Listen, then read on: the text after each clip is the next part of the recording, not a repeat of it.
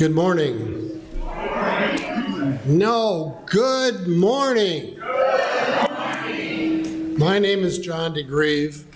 I've served this congregation as treasurer and chairman of the religious services team and many other functions. I'm leading this morning's service as worship associate. So welcome to our special place.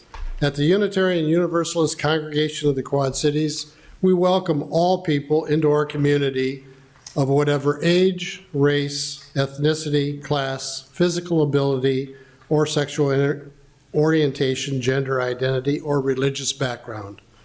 That's a mouthful. In other words, everybody. We welcome especially those joining us for the first time. We invite those to join us downstairs after the service for coffee, snacks, and conversation. In the spirit of love and fellowship, I invite you to, I'm jumping ahead here, sorry. Thank you for joining us this morning. Our prelude is next.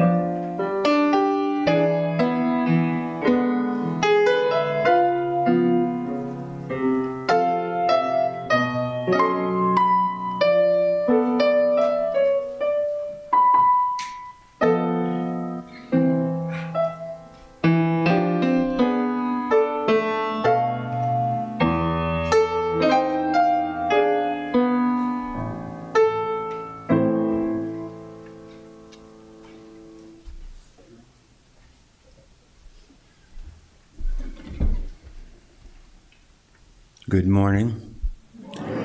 My name is John Taeye. I'm seventh cousin of my Belgian brother, John DeGrieve. Thank you, Gates. As we gather this morning, let us take a moment to be still. Let us be mindful of our breathing, our bodies, our broken hearts. Let us recognize the holy that already exists within us. Today we remember the story of a young man named Jesus entering Jerusalem. He was afraid, uncertain, but he was aware of what awaited him and his followers. We too may be feeling anxiety and uncertainty about what the days and weeks and months ahead may hold for us. But in the few moments we have together this morning, let us create a space of trust and community. If you are willing and comfortable, I invite you to extend your hand to someone nearby and sing or hum along with me the first verse of Precious Lord.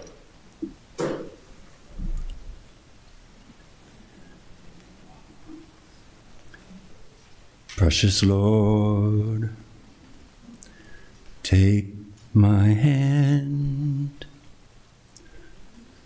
lead me on, let me stand. I am tired, I am weak, I am worn.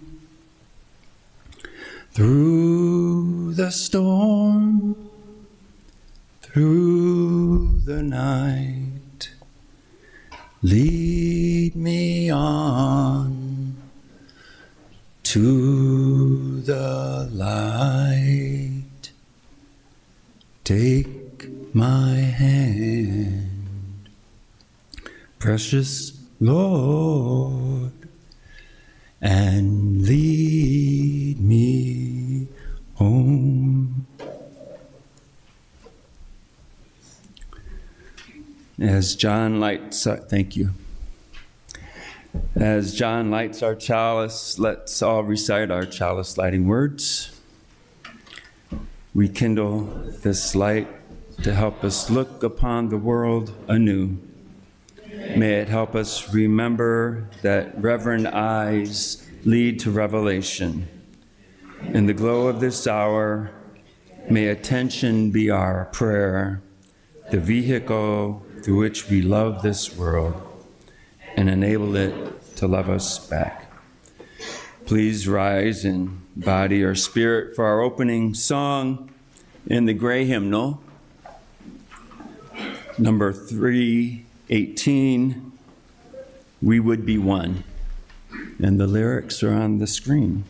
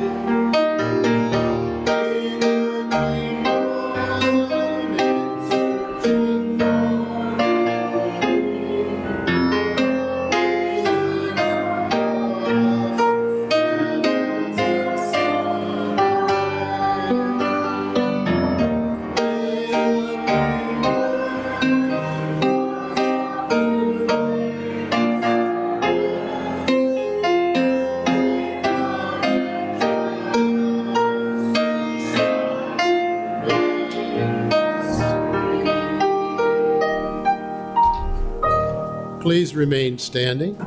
And in the spirit of love and fellowship, I invite you to briefly greet those around you, especially those that you do not know. So mingle.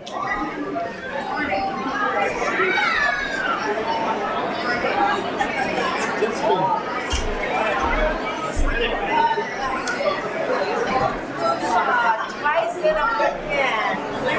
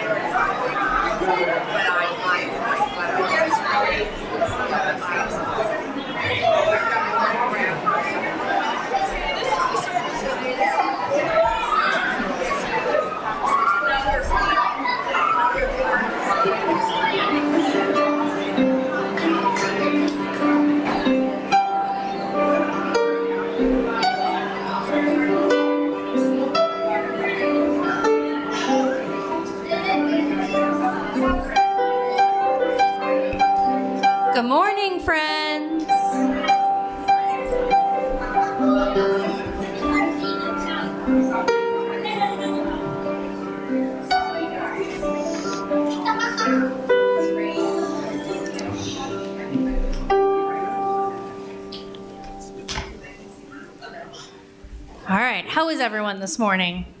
Good? Our kids look a little tired. Are we tired? Yes. No.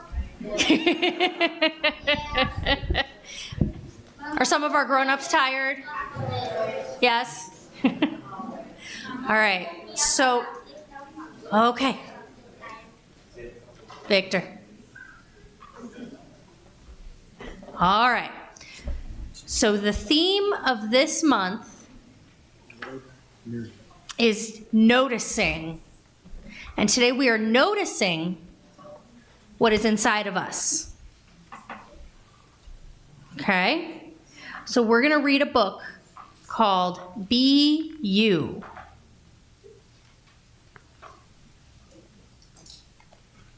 Okay, when the story's over. You were born to be so many things.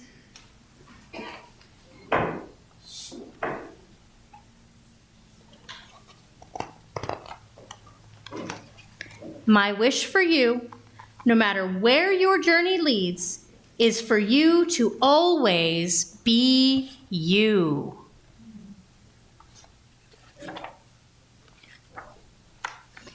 Be ready to take the next step toward being an amazing human being. Be curious. Turn every stone, ask every why, and keep digging deeply. Discover your own answers, which that's especially important as Unitarian Universalists, right? That's one of our main values. Be adventurous. Live a big life. When you are ready, step outside your comfort zone, bravely explore new paths, and see where they lead you.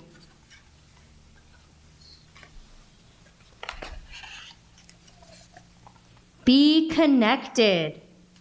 Find kindred spirits. Be with those who make you feel like the real you.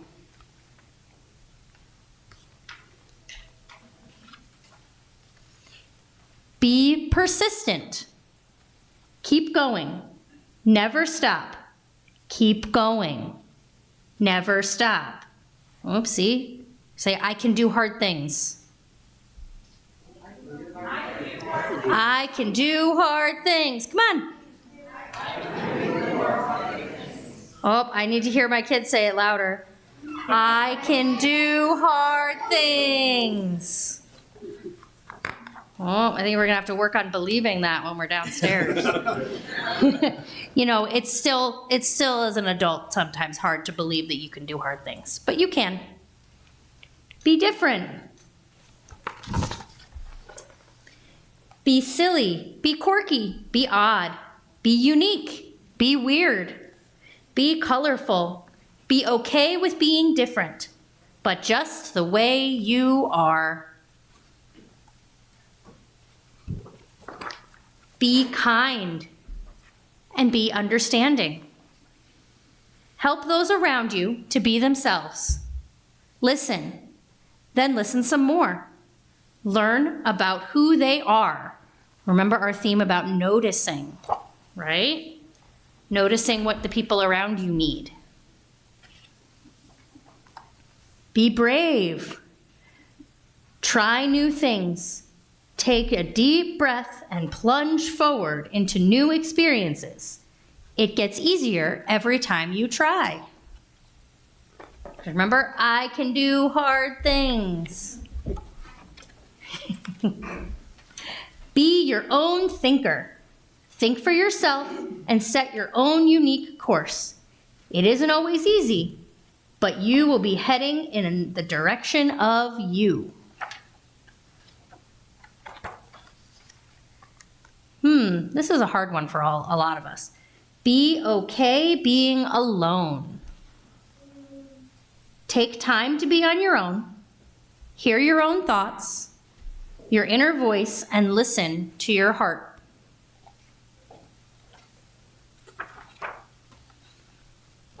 Be patient. Being more you takes time. Take a deep breath and relax. Let your future unfold at its own pace. It will be worth the wait.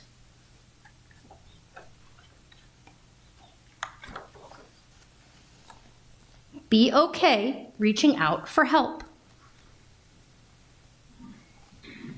When you need a helping hand, a compassionate ear, and an encouraging word, reach out. You know, you can always ask your friends at church for help, right? As you voyage out into the world, remember, no matter what, you will always be loved. You are ready, so go ahead, be you. Be very, very you. All right. Are we ready to go downstairs?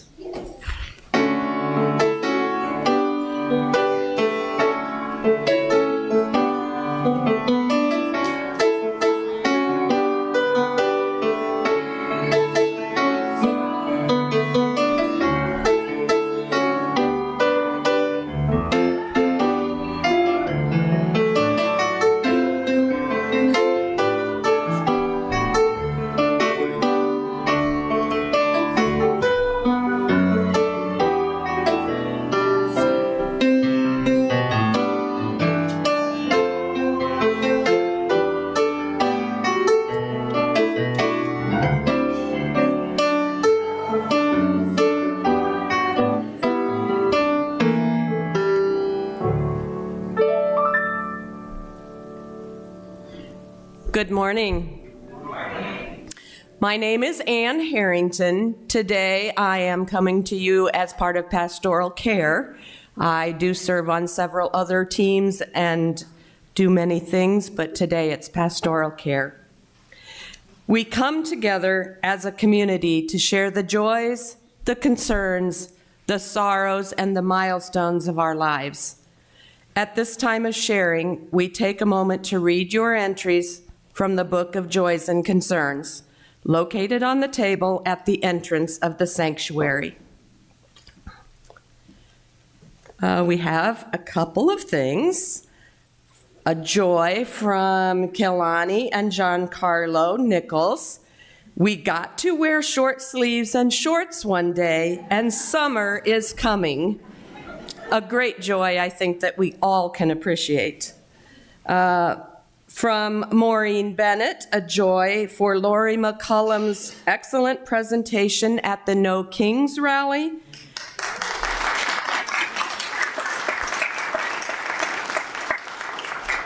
Grateful for all you Ewers and friends who rallied to fight for our democracy. I think we think that every single day. And from Marcy, a sorrow, a concern. David, as always, I believe David is her son, so we'll keep Marcy in our thoughts as well. Are there any joys or concerns that were shared online? There are currently none. There are none. Thank you. For what has been shared and for what remains in the quiet sanctuary of our hearts, we are grateful. Let us become aware of the energy that brings us together here in beloved community as we share a time of silent meditation. May we open our hearts and minds to a place of quiet and engage in silent prayer for the healing of pain and the balm of love. When the musical meditation begins, you are invited to come forward in silence and light a candle.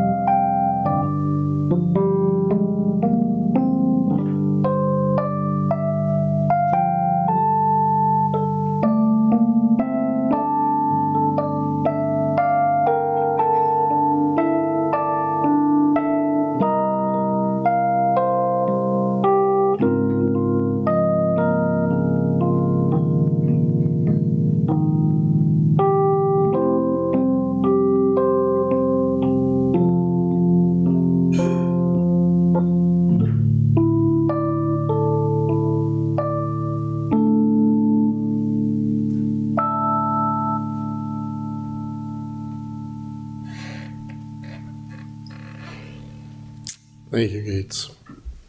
As I said earlier, I'm also treasurer of this church, so I'm turning around.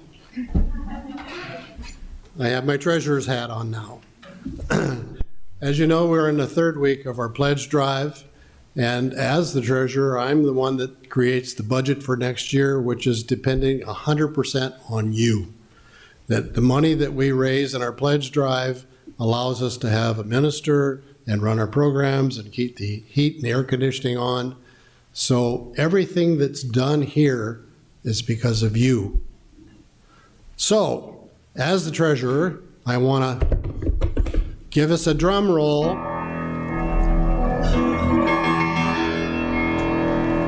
And announce that our current pledge total is $165,437. Give yourself a big hand.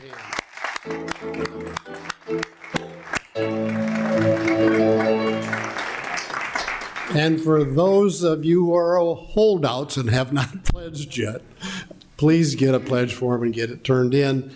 We have a $30,000 match challenge this year, so anybody that contributes more than they pledged last year, or a new pledge that did not pledge at all last year, is matched up to $30,000. So I encourage you to please dig deep and keep us going. We want to have Pastor Michelle back half-time, which is also critical to the amount of money that we raise. So again, thank you. Now I'll go back to... All right. As worship leader, I would like to invite Laura Nichols up to share a few words of why she's here. Hello, everybody. Good morning. Good morning. I'm Laura Nichols. 2.5 years ago, my 4-year-old twins and I found ourselves at the doors of this UU church. When we first walked in here, I was looking for a community that acknowledges the social reality of the world we are living in now. I wanted to hear and discuss inspiration from many sources, and I wanted us to be encouraged to be thoughtful about living good and moral lives in a time like this. I wanted my children to get to know more adults in this area who share our values. I was looking for a community that fully included every congregant who wanted to be included in ceremony and positions of leadership. In joining this UU congregation, we found that and more. We found a community that values people of every kind, both in policy and practice. We found a community that puts love into practice as it shows up in our daily lives, in the acts we do to care for each other, the rest we might take for ourselves, the resistance we might express for the hope of a better future for all. We found a community where children are taught the difference between equality and equity. We found support with meals and lawn mowing when I had surgery. I found a way to feel like I'm contributing by volunteering here while my kids are at school. We learned how and why to reduce our use of plastics in support of our earth. We found an avenue to express our inner Taylor Swifts with Gates and the UU Singers. We return here because I believe it helps all three of us continue to develop into the kind of people I would like us to be. We are accepted here as we are, but that is not to be confused for stagnation in character. We all continue to grow in our own ways, and this community helps that happen. I became a member, gave a donation, a pledge, so we could fully participate in all the offerings of this community.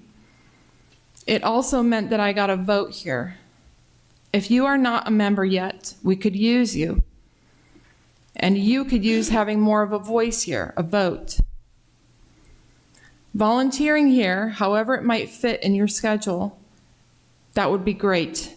Help us improve. Every gift of time, every dollar, every cent counts. Give what you can, and thank you. To all of you who have nurtured this community so that it was available for my family to join, thank you. I hope we can continue onward for many years to come. For us, yes. But for all those other Quad City families who need us and haven't found us yet, thank you.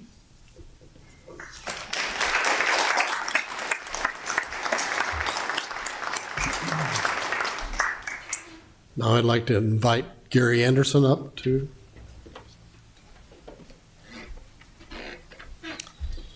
Again, good morning. Good morning. I see a lot of familiar faces and old friends, and I see a lot of people that are going to be new friends. By way of introduction, my name is Gary Anderson, for those of you who do not know me. For those of you who know me, yeah, I'm still Gary Anderson. What this congregation means to me is not just a stewardship message today, but also a celebration of life for LaDonna, my wife, and partner of what will have been over 57 years this past month. We came here by way of our children, also Laura.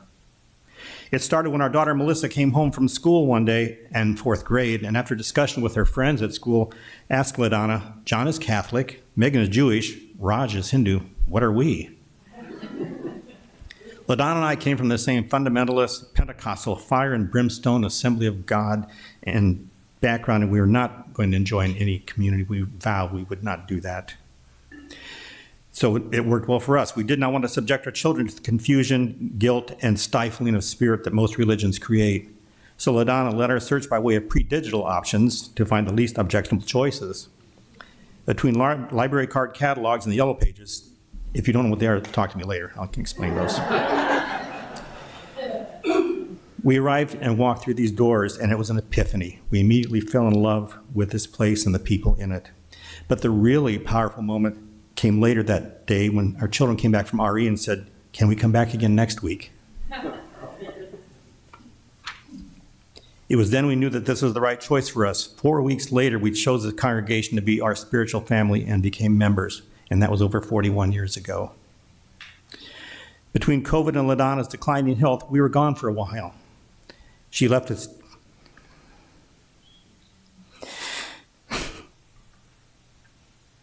She left us just before this past Thanksgiving. But now that I'm back, the universe winks at me from time to time. The Chalice Chimes performed beautifully last week. In going through our memory tubs, which we have a lot of, by the way, I recently found a large envelope of thank you notes from the original members of that group. Thank you, Molly. LaDonna was a memorial team leader that championed the purchase of that first set of chimes. Also, during Pastor Michelle's reflection last week, a view of our entrance was displayed on this large screen TV. Our daughter Melissa was married here over 26 years ago, and that flowering tree and bench was a gift of appreciation from LaDonna and me. Every time I come here, I see that corner and I'm reminded of her. We created a lot of memories here together, and I love this place for that. I challenge all of you to make your own memories. Please, please support this place.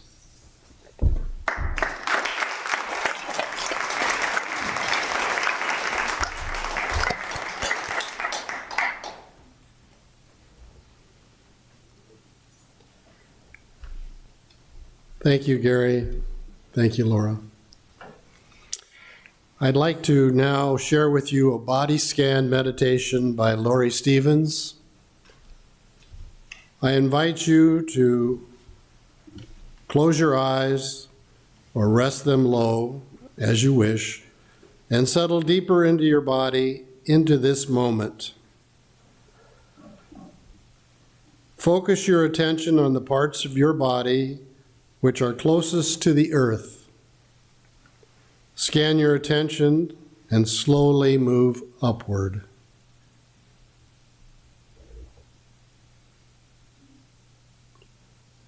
Focus your attention in the center of your body, where air becomes breath, where what is not you becomes you, where the lines between blurs in a flow without ceasing.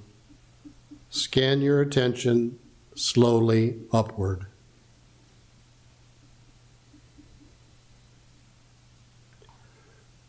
Focus your attention at the top of the body, where feeling becomes thought, and thought becomes action, where action begins to change the world.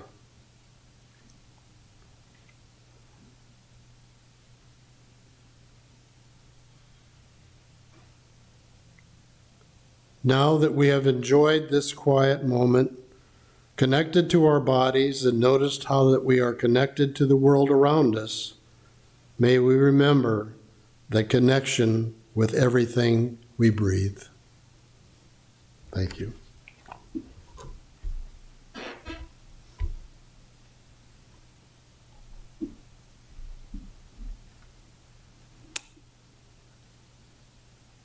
This congregation is a theologically diverse religious community with membership open to all who are in accord with our values, mission, and vision. Our congregation is entirely self-governed by the democratic process. One of the privileges of our free church tradition is to provide all of our financial support for the many ministries from among ourselves. Generosity, therefore, is one of the spiritual values we recognize as central to our personal and our institutional well-being. 50% of our Sunday collection is designated to a nonprofit organization. This is the 5th Sunday of the month, and we have chosen each month with 5 Sundays in it to designate that half of the pledge to the Unitarian Universalist Service Committee. The UUSC addresses the core causes of injustice by partnering with local communities, amplifying their voices, and advocating for institutional and systemic change. We invite you now to participate in the blessing of giving as the ushers come among you to accept the gifts of the congregation. Please be as generous as you are able.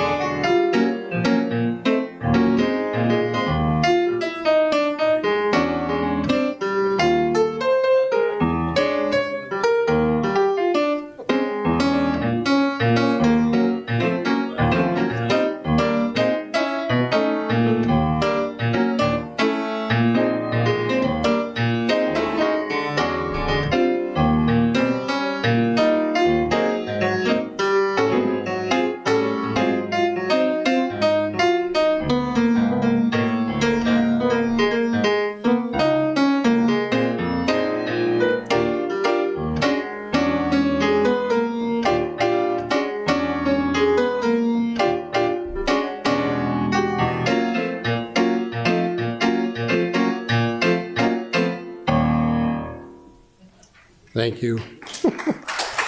I love the energy of his music selection. For all the gifts of time and treasure that you give this congregation, with sincere gratitude, we thank you.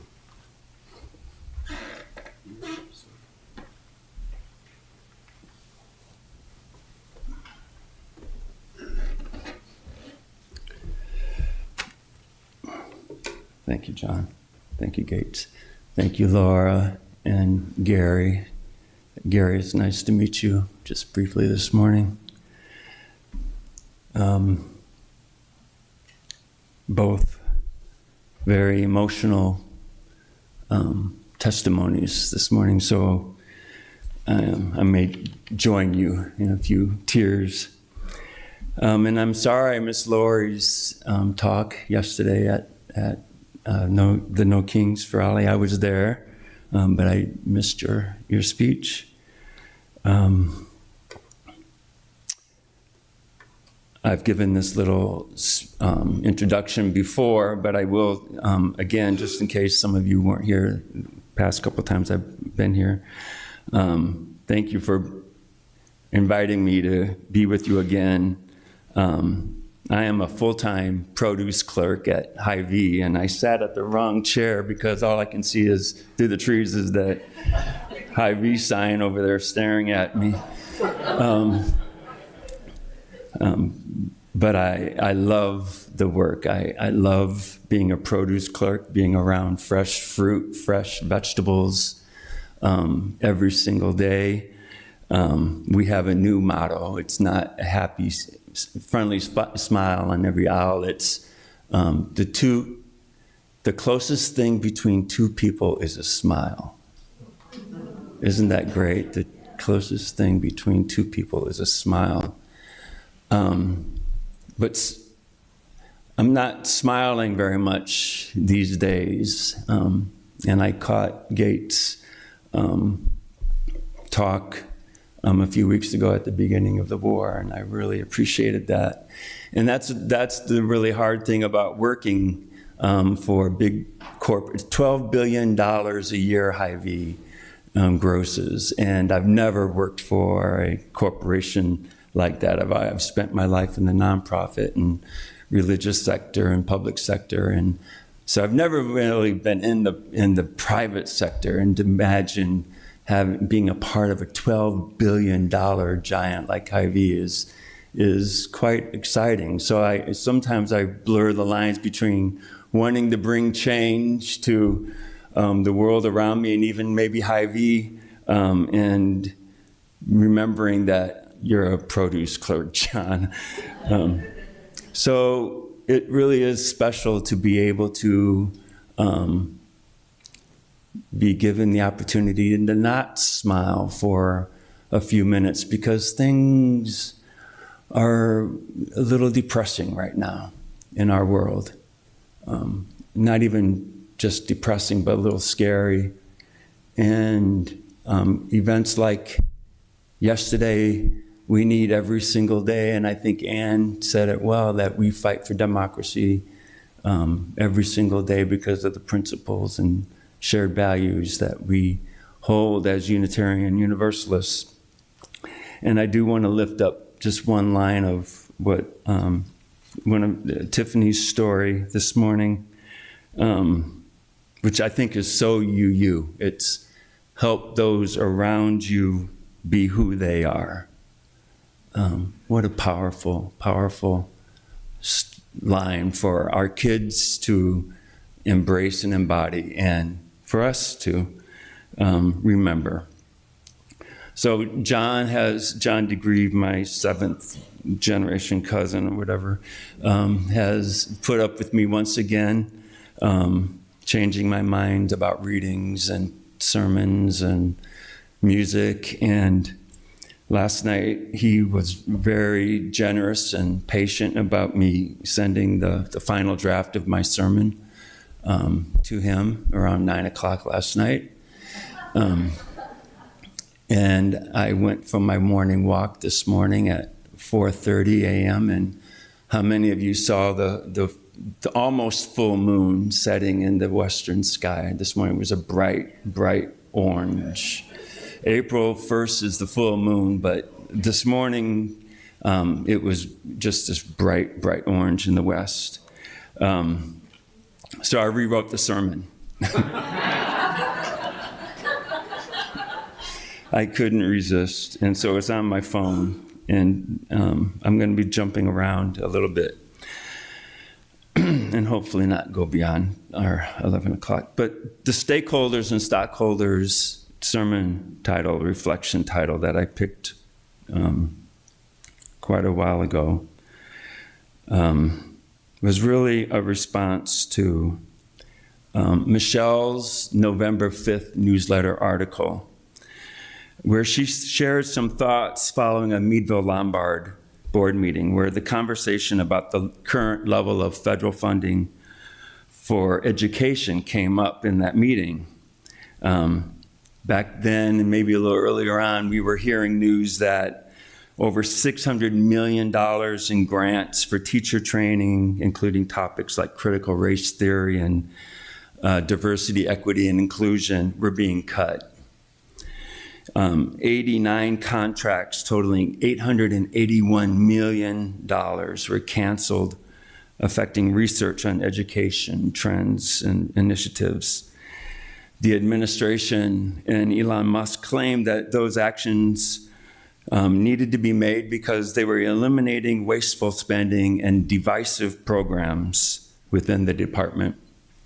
Today, the education department is nearly abolished, and we're spending about $1.2 billion a day on this war.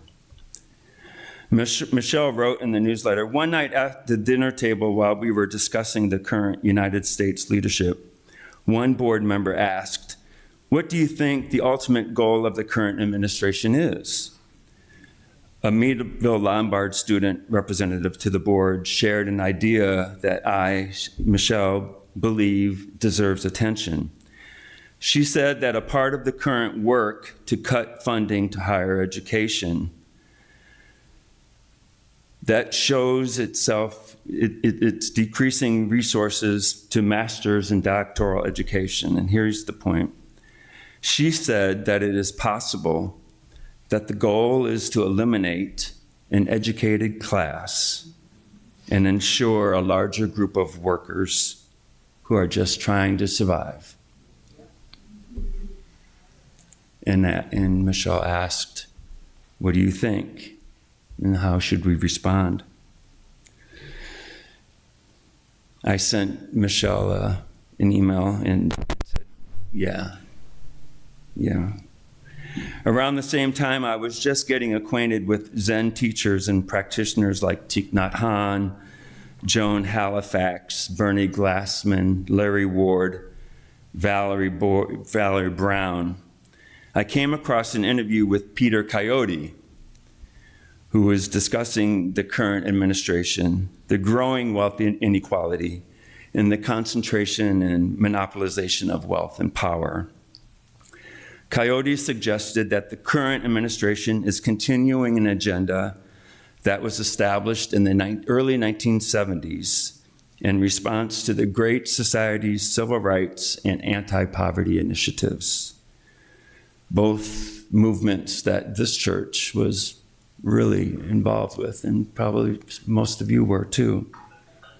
At the time, a federal judge named Lewis Powell, who had not yet been appointed to the Supreme Court by Richard Nixon, drafted a manifesto in 1971 for the American business community and chambers of commerce nationwide. This document would later be known as the Powell Memorandum. Here is a quote from that memo. The American economic system is under broad attack and requires mobilization for political combat. Business must learn the lesson that political power is necessary, that such power must be assiduously cultivated, and that when necessary, it must be used aggressively and with determination, without embarrassment and without reluctance. Bill Moyers in 2012 wrote a column about the Powell Memo, a call to arms for corporations. After spending more time reading and reflecting on the observation made by the Meadville Lombard student, I find myself in agreement that the current policies, an extension of the pro-business, deregulatory approach outlined in the Powell Memo, seem aimed at eliminating an educated class and creating a permanent underclass.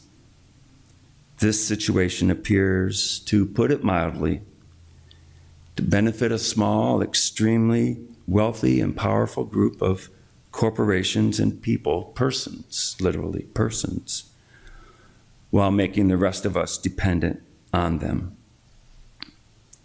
Michelle asks us what we think and how we should respond. Are we stakeholders or stockholders? I want to believe, I have to commit, I have to hope, and I'm willing to commit myself to this belief. Greed has not yet won the day. There is still time. If we act now and we act as one human family. I wonder if you'd repeat that with me. Greed has not won the day.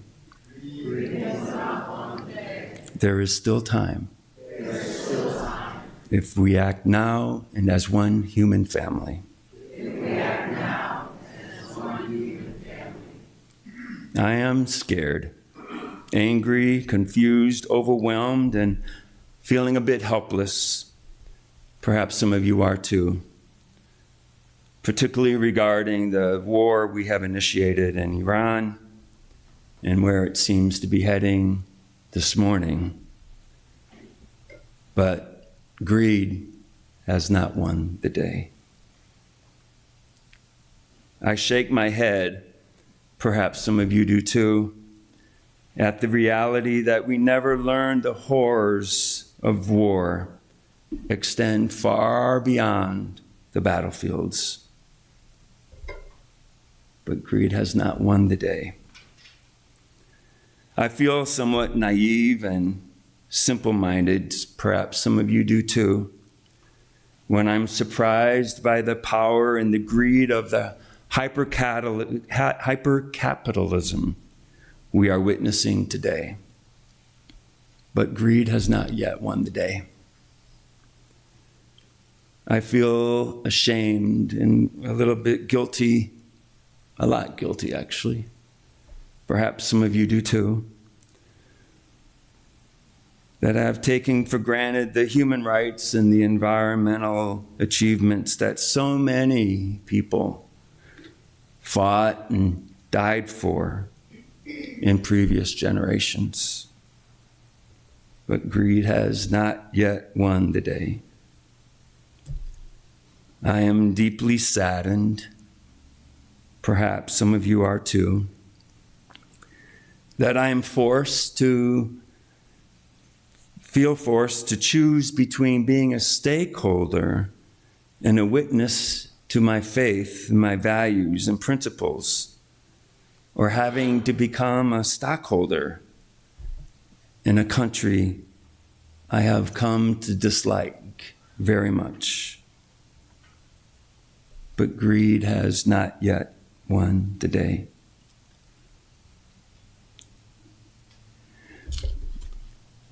And this is where I'm going to get a little bit emotional.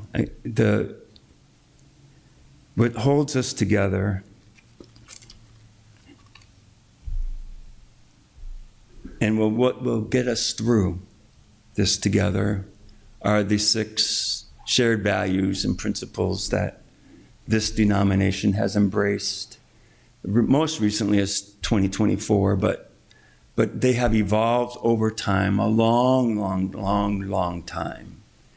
And so it's not that these are new, it's just a continuation, and a continuation in the manifestation of the lived experiences that people like you and I have endured and fought for many generations. This is not a new religion anymore. Interdependence. We honor the interdependent web of all existence. With reverence for the great web of life, with humility, we acknowledge our place in it. We covenant to protect Earth, Laurie McCollum, and all beings from exploitation. We will create and nurture sustainable relationships of care and respect, mutuality and justice. We will work to repair harm and damaged relationships. My friend Jane Boyd grew up with you don't know Jane. Jane is pretty radical, left-wing, hardcore. And this afternoon, she's going to a funeral of a dear friend of hers who's on the other side of this political wing,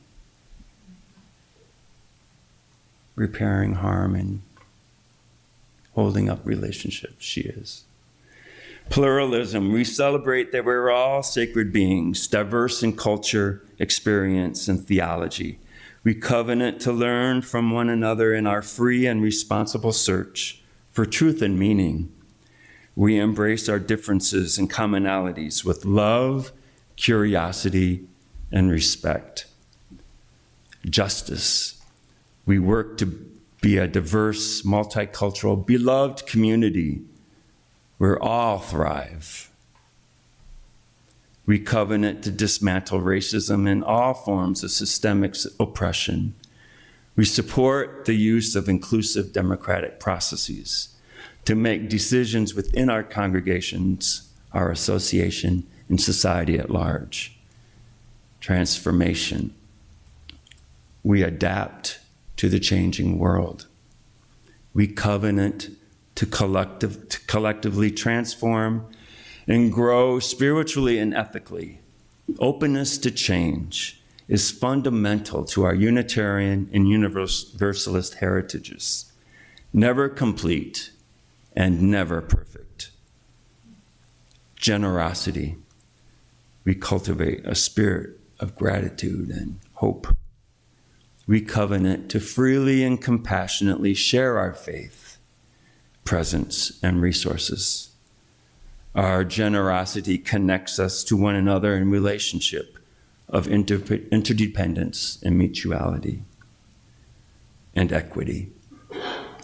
We declare that every person is inherently worthy and has the right to flourish with dignity, love, and compassion.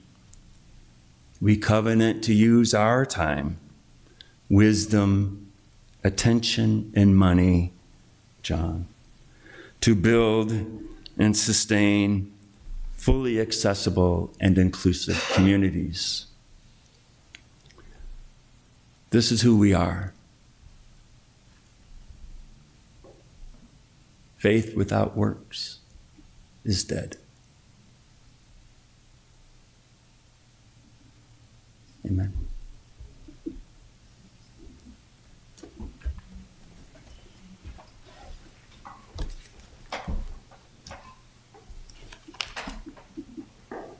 Now we have to rise in body and our spirit for our closing song, number 140, Hail the Glorious Golden Day.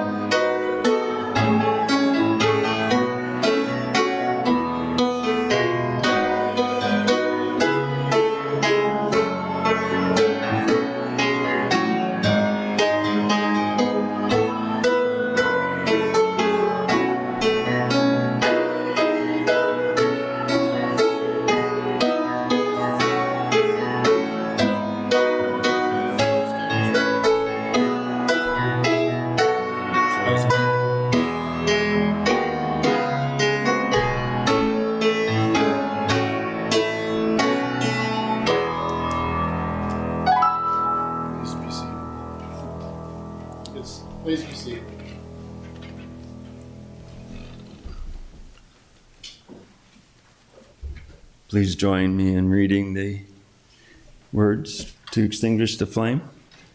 We extinguish the flame, but not our focus. We quench this candle, but not our quest. To observe this splendid world, to witness each other, these we continue all the moments of our lives.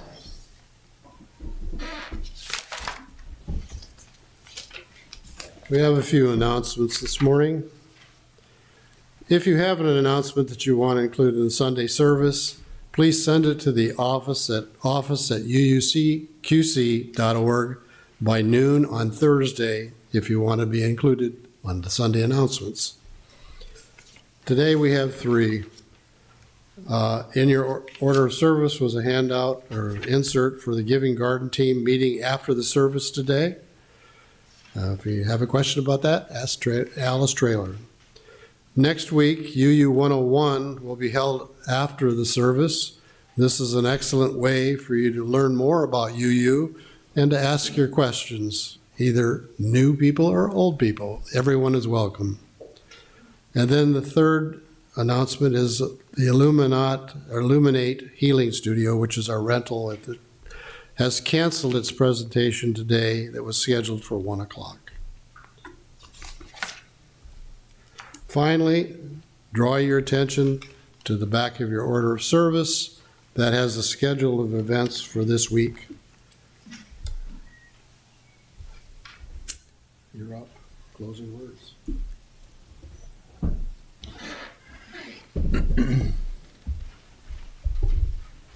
Life and death are of supreme importance. Time passes swiftly and opportunity is lost. Let us awaken. Awaken. Do not squander your life. Do not squander your life.